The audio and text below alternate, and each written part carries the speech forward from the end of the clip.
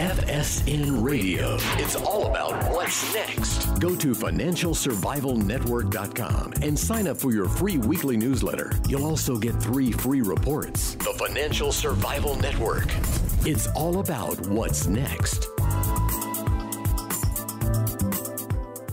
Welcome. You are listening to the Financial Survival Network. I'm Kerry Lutz. Today is April 5th, 2017. So probably remember during the election, an extensive list of videos being released by Dr. Ted Noel dealing with candidate Hillary Clinton's health or lack thereof, or certainly the questionable state of her health. And recently, Dr. Noel was indirectly referred to in an interview with Mike Cernovich on 60 Minutes as fake news. And, well, got Dr. Ted Noel with us again. It's our great pleasure to have you back, Dr. And it's Ted. a pleasure to be here. Hey, so I wanted to just get your take. I mean, hey, it's not every day you get to be on 60 Minutes, and even if they don't name you by name, you were still there. And hey, thanks for coming on again. Well, if you read the whole transcript, I was named by name, but they edited that out. Oh, right. Yes, of course. So on the actual video, on the actual show, you weren't named. So correct. Probably as a result of the lawyers, if I got to question it. I wouldn't be surprised. Yeah, because if they named you, I mean, they empower you effectively. So better to allude to you than to actually name you by name, because then maybe they would actually have to address you at some point and recognize your work. Well, that's entirely possible. And of course, it didn't matter. I went ahead and popped up a video that said 60 Minutes is fake news and walked through the key things. One, they never read past the headline that Cernovich put on the article. That's it. They never read the content. Had they even read just the content there, which would have taken them 2 minutes, they would have realized that this was a logical combination of evidence into a thesis. But then they didn't look, they didn't watch the video that was on the page they showed. They didn't go to my website, look at anything else. Never saw the video that says, here's how to prove me wrong. No tinfoil hats permitted. None of the stuff that would have said we're actually being reporters. Instead, they declared that I had given a bogus diagnosis. Yeah. And they said,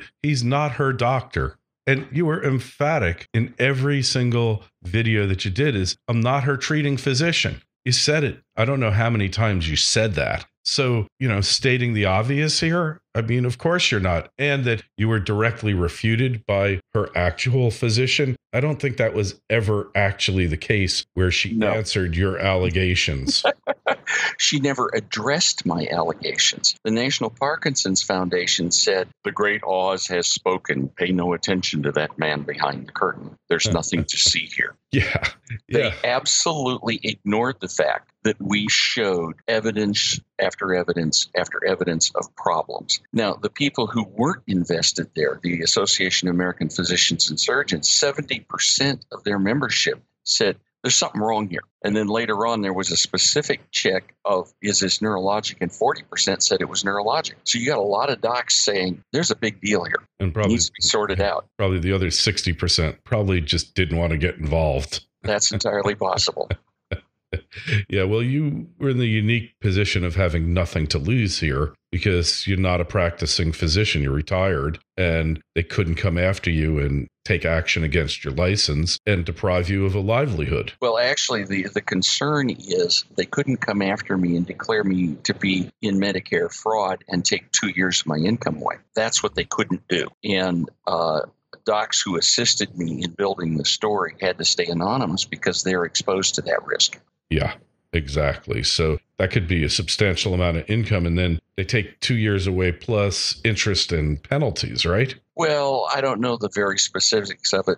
Let's put it this way. Losing 2 years of your income, losing 1 year of your income is enough to be a very serious hurt. Yeah. And so people who gave me assistance had to be kept confidential to prevent that sort of a difficulty. Right. So, hey, what do you think the odds are that she runs in 2020? Because whatever condition she's got now, it's going to be a lot worse by then, isn't it? Is it just going to be kind of... I don't know about a lot worse, but it will be progressive. Yeah. And there are two things that come to mind in this. One is, what's the Democrat bench? I think that's Cory Booker. Yeah. I don't see anybody else who is really good on the Democrat bench. And when you look at it, the average age of Democrats in the Senate is 67 or something absurd. Mm-hmm. So, and House members rarely have the exposure to do well. Do you have any successful Democrat governors? I don't think so. And so, maybe Governor Moonbeam in California, but he couldn't make it. Mm-hmm. So really, and Liawatha, yeah, she's nowhere. Pocahontas, right? Yeah. So really, it's Cory Booker. So that leaves an opening for it. The second part is the evidence suggests she has Parkinson's dementia, which means she has poor judgment. That would suggest she might try to run again. Yeah, well, turning into weakness. And then her entire reason to be is the Merrick Garland argument all over again. Yeah, well, it was stolen from me.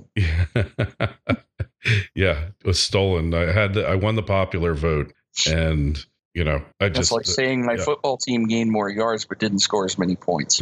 Right. Or we got penalized. We had an unfair penalty, and we actually were ahead, but then they took the points away from us. Yeah, it's not going to work. And the eye thing, though, to me, the eye thing was the most telling. The fact that she could never quite get her two eyes to work together. If you could buy into everything else, the alleged pneumonia, which I thought was totally bogus, but let's say you just bought into that. But the eyes, that was the one thing she could not make work together. Couldn't hide the eyes. Well, she could if nobody pointed them out, because what would happen is that she would look to one side, one eye would overshoot, she would blink, and they would come back into convergence. And so it was a fleeting thing. It was in every public appearance, and as we started looking for it, we saw it way back in the spring. But the key is, unless somebody points it out, and we saw it, for example, at the debates, but it was completely ignored by the commentators. So you start looking at other things. And then the flashlight to guide her along after the debate in the garage, she couldn't walk up 3 stairs. They had to hold her by the arm. I mean, I just, I don't know what she thought she was doing. And the rumors were that Chelsea and Bill said, don't do it. What do you need this for? Why are you doing this? You're crazy to run. And she did it anyway. So you talk about judgment. Remember Podesta's emails. She has terrible judgment. What planet is she on? Yeah. Those things. But you remind me, the climbing up 3 stairs. One day she looks great. Another day she needs help. And I spoke with a family member of a Parkinson sufferer who said this is exactly what happens to his aunt. Because if she's on her medicines and things look really good, and of course Parkinson meds wax and wane. They look good, they look terrible. When she's looking good, she looks absolutely normal. But then when things start to go, she looks horrible. And what we see is exactly what we saw with Hillary. Yeah, exactly. And then the idea of giving her the medication holiday, and she would disappear for 3 to 4 days before the debate so they could take her off all her meds and then start her out again. So I guess.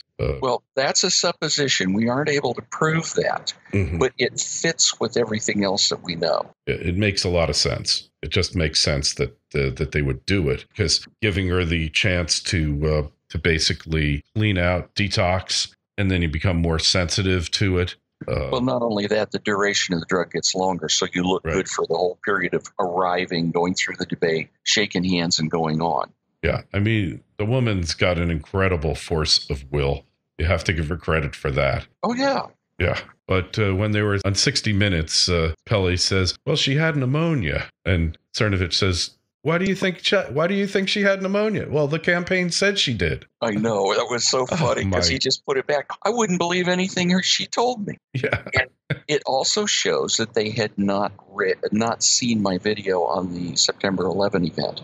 Yeah. Because I totally take that pneumonia story apart. There's nothing in the official story that was handed out that's real. Yeah. Except that she was at the event. Yeah. Yeah. And the people who are surrounding her when she has her episode, whatever it was, none of them are really upset or shocked or freaking out about it. If somebody's with me, one of my relatives or someone I'm close with, and they have this kind of episode and I've never seen it before, I'm going to be really shaken by it. Oh, yeah. It's not going to be another day in the park for me. And yet there they are, just like, oh, there she goes again. They knew exactly what to do. And when she was just totally rigid in that Parkinson's freeze, they knew they had to take charge, and it really didn't make much difference. Take charge, get her in there. We'll worry about it later. No big deal. Yeah. So you seemed pretty angry at 60 Minutes when you did your video. Seemed pretty upset at the time. I wouldn't say I was that upset. It was more emphatic. Yeah. Yeah. Well, they're like denying reality. Oh, absolutely. And see, I just sent a piece in for an op-ed in the Wall Street Journal about this because I've been stewing on it a while. And I make a point in that op-ed that unlike fake news, which is simply manufactured, I committed science. Yeah.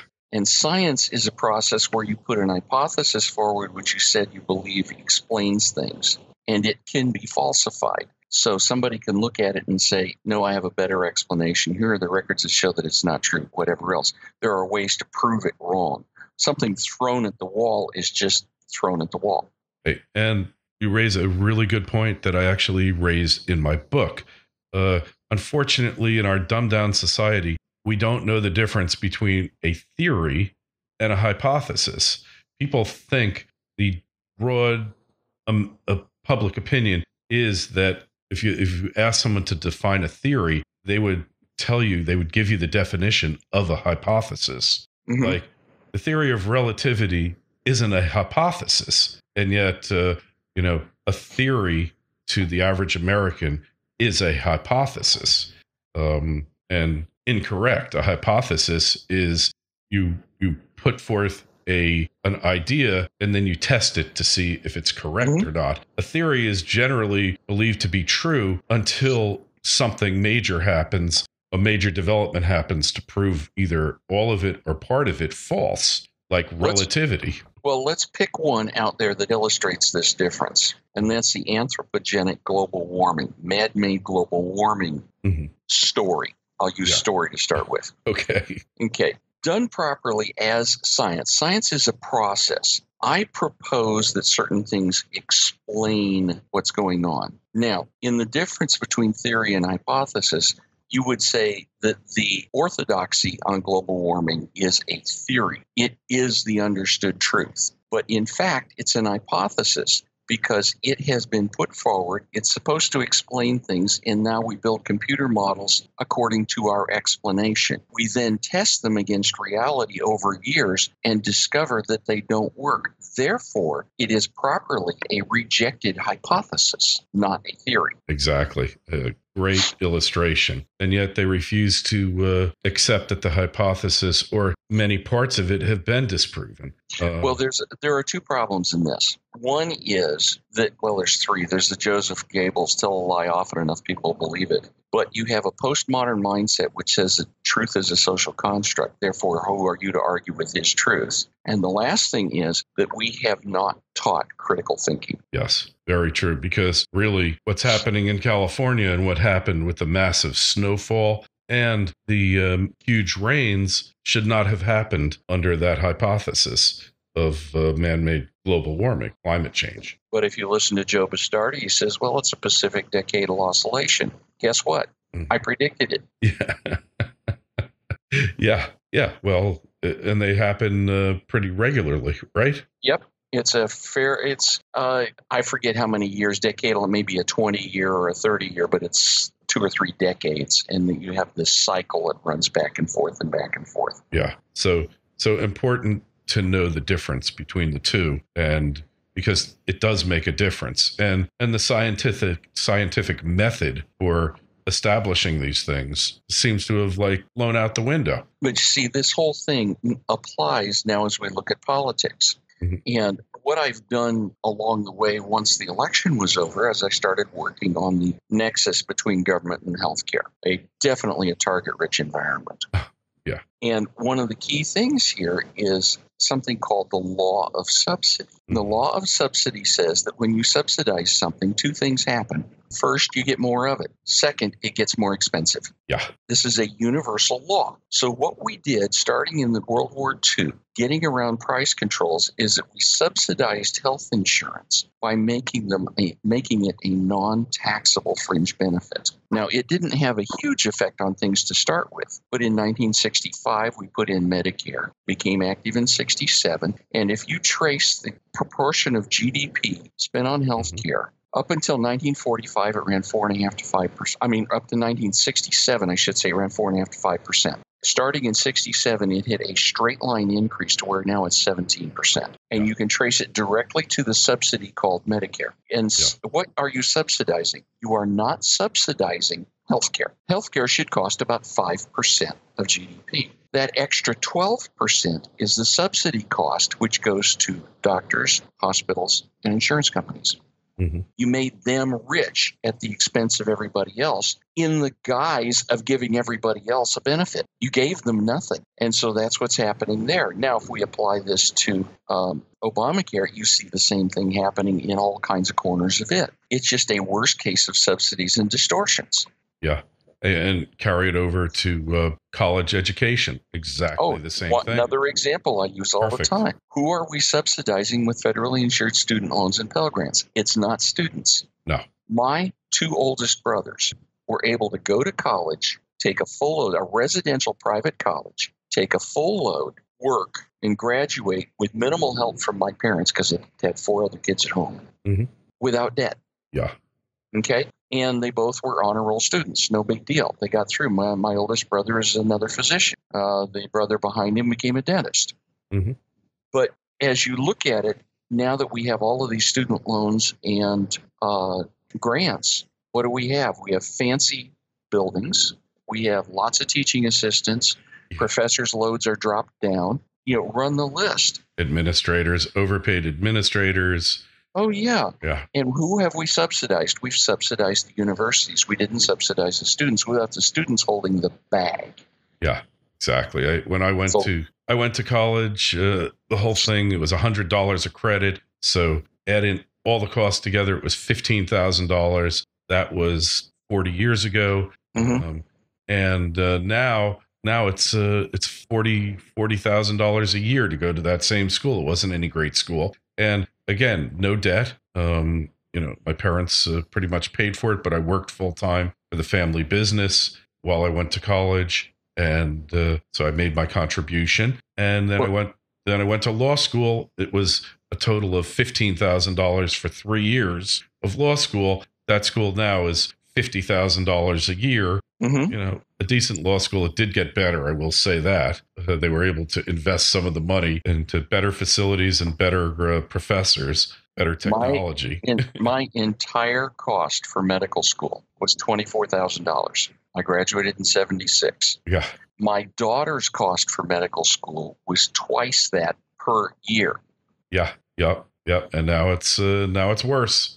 So, yep, the law of subsidy, all these economic laws, and they are theories, but they definitely are shown to work, and that's what we've got. So, the next time we talk, we're going to talk about ways that we can really cut back the cost of medical care and the right way to run the system rather than. Well, there are several ways out there that are proven, and I'm sure there are more.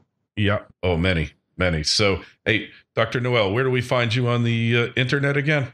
You can find me at vidzette.com, vidzette.com. All right. And any questions, comments on this interview, any others we do, send me an email, kl@kerrylutz.com. The Twitter feed's @KerryLutz. The Facebook page is Financial Survival Network. And Dr. Noel, we'll talk to you again real soon. Thanks for coming on. Look forward to it. FSN Radio. It's all about what's next. Go to financialsurvivalnetwork.com and sign up for your free weekly newsletter. You'll also get 3 free reports. The Financial Survival Network. It's all about what's next.